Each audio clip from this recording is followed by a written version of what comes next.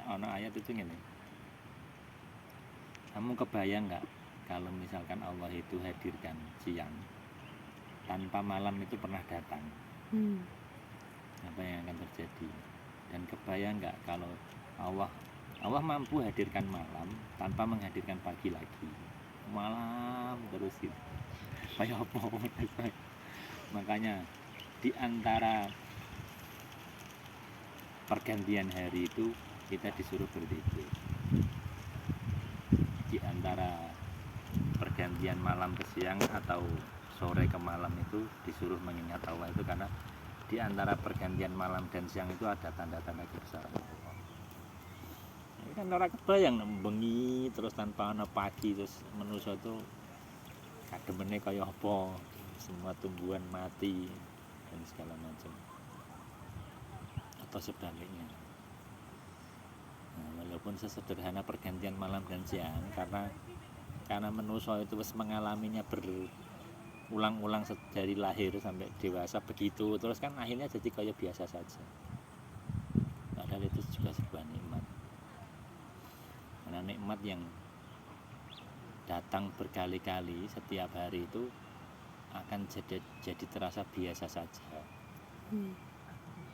Kayak pemberian kan, orang dikasih sekali berterima kasih, dikasih 2 kali terima kasih wis ora kaya sing pertama iki, dikasih ketiga mulai biasa, dikasih yang keempat dia merasa memang kewajibanmu kayak aku. Dikasih yang kelima dan selanjutnya nek ora dikai dia marah. Kok aku ora mbok kei. Sifat manusia ya. Manusia begitu. Jadi memang Masya Allah melihat begini gitu. Dulu nenggone MTS kalau nggak salah itu ada Ustaz bilang begini, ada satu kitab kecil itu yang membahas bahwa Allah itu menciptakan sesuatu itu tidak ada yang sia-sia. Nah, anak usia SMP menangkap isi kitab kaya ngono itu kan aneh tapi bingung loh. Sampai saiki aku jauh ora ngerti manfaatnya laler misalnya. Sama iki nyiptake laler gawe apa? Padahal nggak ada yang sia-sia kan. Nah baru sedikit mulai terjawab itu ketika wis mulai belajar biologi, bahwa ada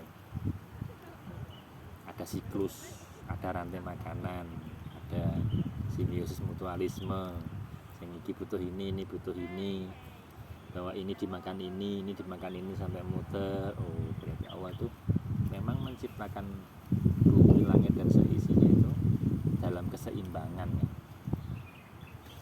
Ketika ada satu keseimbangan yang dirusak sama manusia, ya wes terjadi kerusakan. Ya, aku pernah nonton salah satu video seorang peneliti itu bilang begini, kalau di dunia ini tidak ada cacing, maka usia dunia ini tidak lebih dari 3 hari akan rusak semua dunia ini. Kalau di dunia ini tidak ada apa meneh hewan kecil gitu kayak ulat atau apa, maka dunia tidak akan bertahan lebih dari sekian hari. Karena kita nggak ngerti ini Allah menciptakan kupu-kupu ini apa fungsinya, tapi ada rumput, bahkan rumput sing ini kita nggak ngerti apa fungsinya, tapi pasti ada, tidak ada yang sia-sia. Bahkan kan kita menganggap terutama petani mungkin ya, gulma kan ini pengganggu kan rumput-rumput ini. Kenapa sih ning nggone sawah aku ono ning nggone kebon kudu ono suket kayak ngene kan tak tanduri. Nah, kita itu kadang hanya sering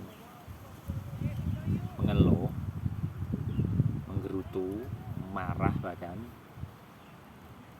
tanpa tahu maksudnya Allah.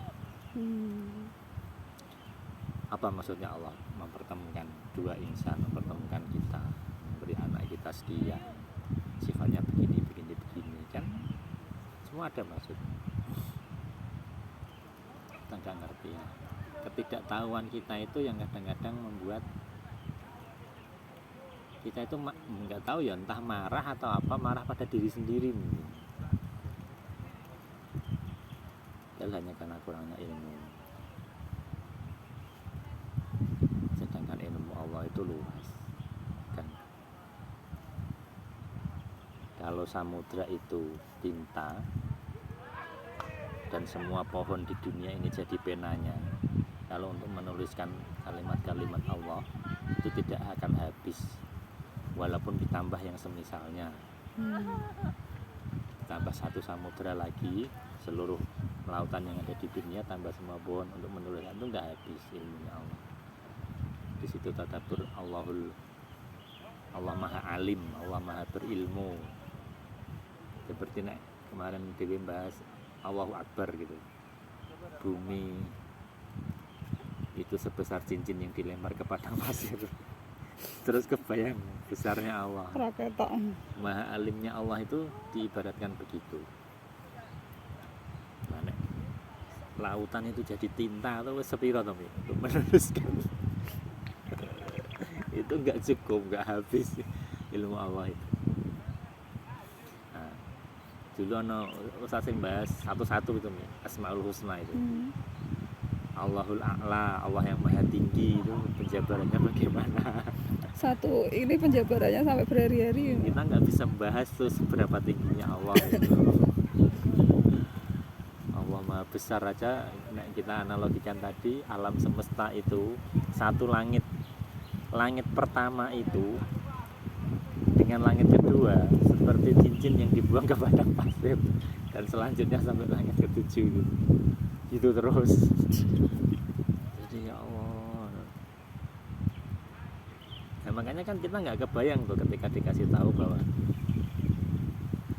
manusia yang terakhir masuk ke surga itu akan diberikan surga yang luasnya seluas langit dan bumi ini, seluas dunia ini. Itu manusia terakhir masuk surga. Kenikmatan terendah. Jarak ruang tamu beda dapur. Nah, kan kita nggak kebayang itu kan. Nah, kembali menyambungkan ke Allah yang maha besar tadi, nanti di surga itu kita bisa melihat Allah itu, wujud Allah, zatnya Allah itu tanpa berdesak-desakan. Kebayang lah.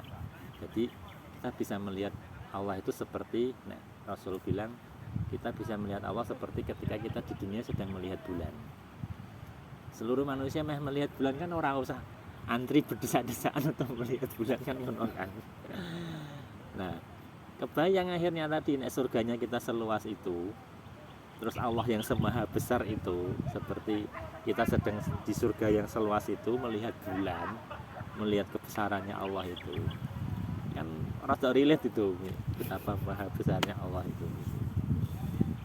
Tapi masih nggak bisa, otak kita itu di dunia ini nggak cukup untuk membayangkan akhirat, untuk membayangkan yang gaib itu ora cukup. Ya Allah, manusia yang sekecil itu dengan kesombongan yang sebesar itu kan kayak kontras, balik itu. Apa sih kesombongan?